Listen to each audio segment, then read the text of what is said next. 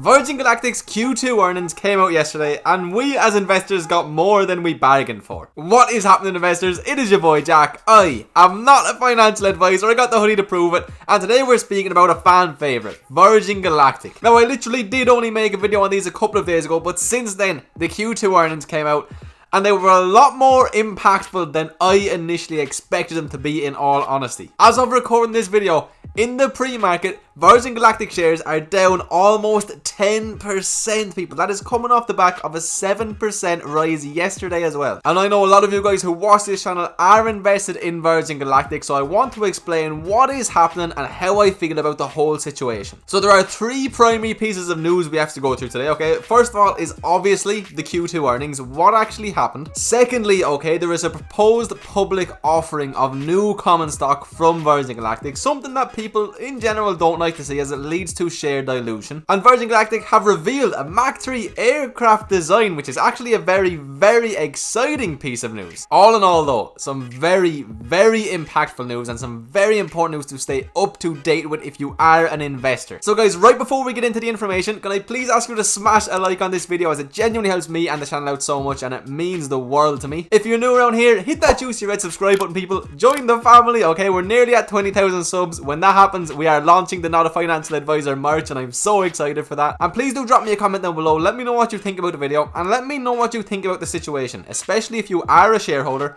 I want to know what your plan is. If you're going to, you know, run away, if you're going to invest more, let me know. With that being said, guys, let's get into the video. So I am recording this video about an hour and a half before the market opens, and you can see right here, pre-market down just over 10%. Now I don't think that this move is justified by any means whatsoever, but I do understand why it's happening, and it is for two main reasons. So the first thing is this, okay? Virgin Galactic reported a Q2 loss of 30 cents a share on zero revenue.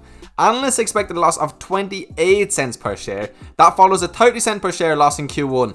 Now to me, I think analysts got this wrong. I don't know why they would have expected a revenue. I think it was estimated at $900,000. I think they got this one wrong. I think it should have been expected to be 30 cents a share of a loss. But that's the way it goes. When you miss expectations, generally it will have a poor effect on a stock's price, and that's exactly what we've seen happen here. To me though, that's not necessarily a bad thing. As a long-term investor, if I can buy more shares at a cheaper price, I'm going to be happy. And if I think that this is a relatively unjustified sell-off, that's a really good thing for me. Then the second thing that I think would have pushed the price down, okay, Virgin Galactic announces proposed public offering of common stock. So they're going to be putting more shares into the market, which obviously leads to share dilution, which ultimately means each share is worth a little bit less. Now this is not something you ever want to see as an investor, but guys, to be honest, it was expected. We saw Richard Branson having to sell some of his stake in Virgin Galactic in order to put it into his Virgin Airlines business.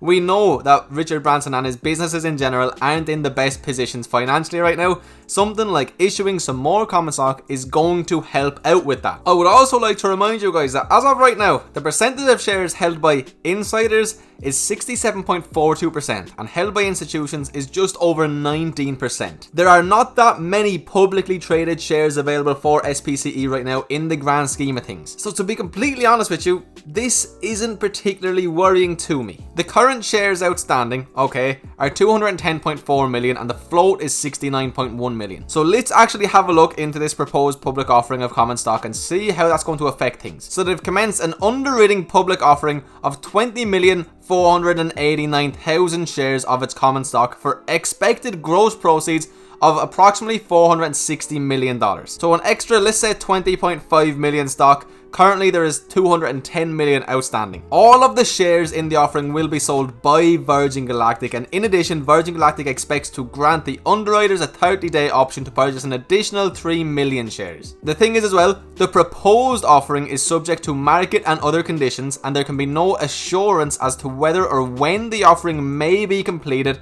or as to the actual size or terms of the offering. So essentially we don't know exactly what is going to happen yet. I will be honest though, it is an awful lot of extra shares being put into the market. There is only a float of 69 million shares out there right now. In the short term, obviously it's not something we want to see, but in the long term I'm not too worried about it. It doesn't change the bottom line of the business. It doesn't change everything I've said in the past by any means whatsoever. They intend to use the net proceeds from the offering primarily for general corporate purposes, including working capital, general and administrative matters, and capital expenditures. All the normal things that you would expect with this business. So to me, honestly, that's the only piece of bad news. I honestly don't care that they missed estimates by 2 cents. I really don't. I think analysts were being optimistic for some reason. I don't really understand why, but for me personally, I'm not worried about that. Now, this is something I really want to speak about today and spend a bit of time on. Yesterday, we went up over 7%, okay, by the end of the day, after SPCE announced a partnership with Rolls-Royce to develop a supersonic propulsion technology. We've spoken about this in the past,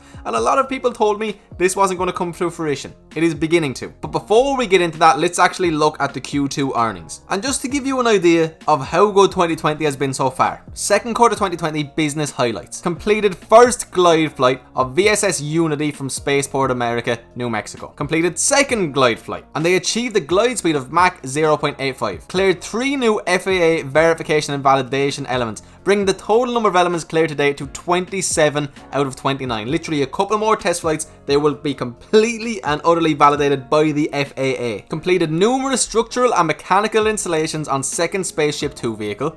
Completed over 75% of parts fabrication for third Spaceship 2 vehicle. Entered into Space Act Agreement with NASA to facilitate the development of high-speed technologies, and also NASA's Johnson Space Center to facilitate commercial participation in human orbital spaceflight to the International Space Station.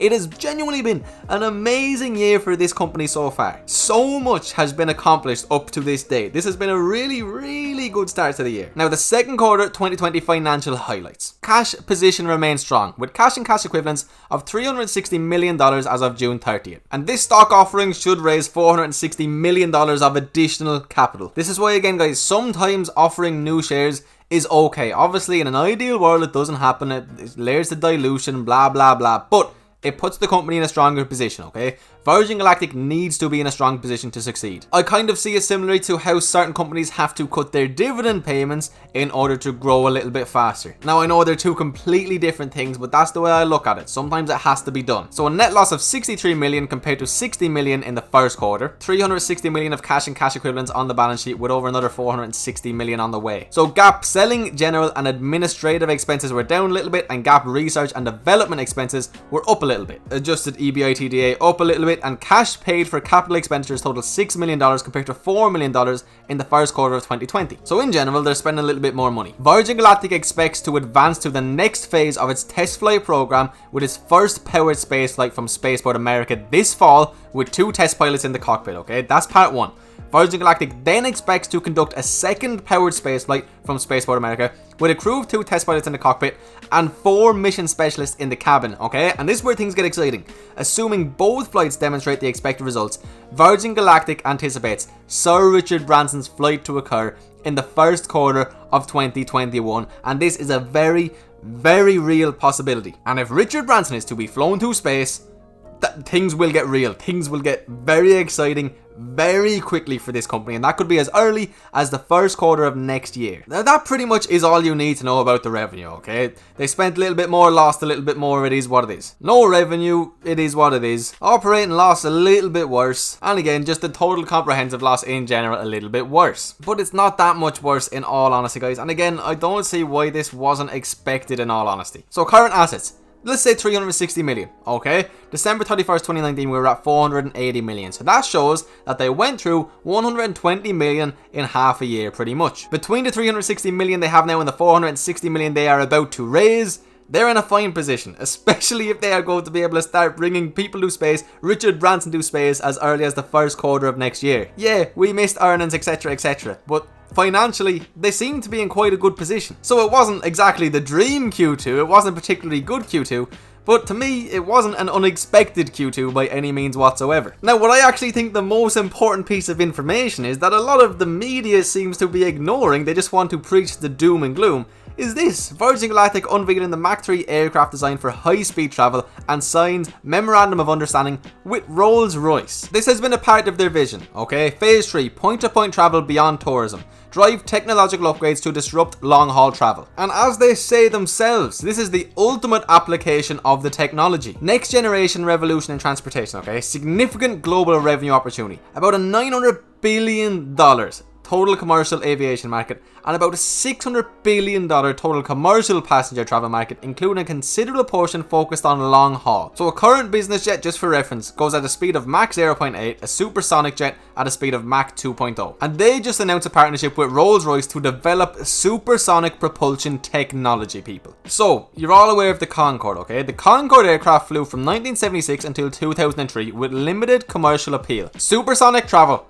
has always been limited by restrictions that prohibit high speeds over land due to noise pollution from the sonic boom, but a new generation of companies is developing aircraft designed to limit the boom in hopes of winning approval to provide a more complete service. The Federal Aviation Administration, okay, the FAA, has indicated an openness to reconsidering the ban if the noise pollution issues can be solved. But Virgin Galactic will face off against a number of deep-pocketed aerospace and defence contractors should supersonic travel eventually be allowed to return. They don't have a monopoly here whatsoever, but still, this is very exciting. So this is looking to be a Mach 3 high-speed aircraft. And the original Concorde, okay, achieved speeds of around Mach 2. And Rolls-Royce is responsible for the engine of the Concorde, one of the only supersonic commercial aircraft ever used for passenger travel. Very exciting, guys. Very, very exciting. There is a massive market for something like this. So the plan is to eventually create an aircraft that can fly above 60,000 feet and carry between 9 and 19 people per flight, with a cabin essentially set up to provide each of those passengers with either business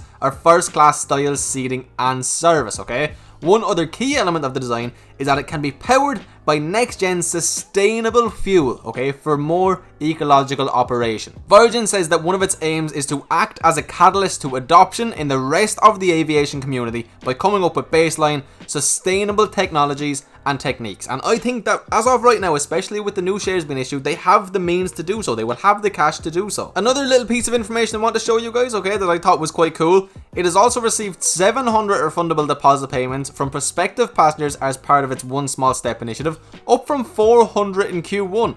That's a big increase, guys. In all fairness, an extra 300 people this quarter. I know it's refundable deposits, but still, why would you deposit if you had zero intention of going? The number of its future astronauts is holding steady at about 600 after minimal refund, so it's not doing too much movement whatsoever. I'm quite happy now, actually. Now when I look up Virgin Galactic, a lot of places are starting to speak more about the Superjet, because earlier on it literally was just all doom and gloom. Now this is where due diligence really comes into play, people, okay? This is a company, Virgin Galactic, I have done a whole lot of research in and I decided to invest in. Now, wow, there's going to be a 10% dip in one day. Am I going to panic? Am I going to sell?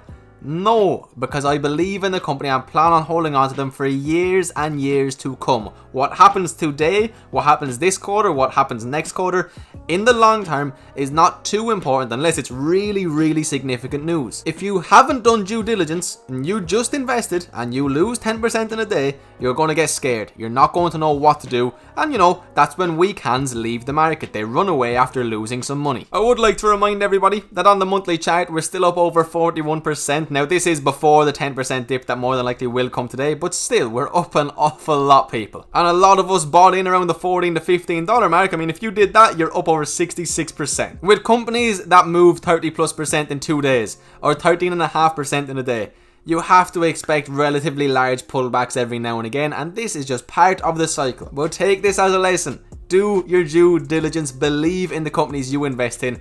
But guys, that is the update on Virgin Galactic. I just wanted to make you all aware of what's going on and my thoughts on the matter. So guys, if you watched till the end, I really do hope you enjoyed and got some value. I'm sorry I posted about the same company twice in like 3 days, I think it was, but this was significant news and it's one of the companies we speak about a lot on the channel, so I just wanted to make sure I kept you guys up to date. I didn't want to have to leave it till the weekend when it would have already been somewhat irrelevant. But hopefully you did enjoy and I was able to give you some sort of value. That is always the goal with these videos, and I genuinely appreciate you so much for watching until the end. You, my friend, are a true legend, so thank you. If you did enjoy, can I please ask you to hit that juicy like button? It really does help me out. Subscribe if you're new around here. Join the family. We are so close to 20,000 subs. It is mind-blowing, and again, when we get there, these hoodies are going on sale. I'm so excited for that. And of course, drop me a comment down below. I always love interacting with you guys in the comment section. With that being said, guys, I hope you all have an absolutely fantastic, beautiful day. I will see you for tomorrow's video.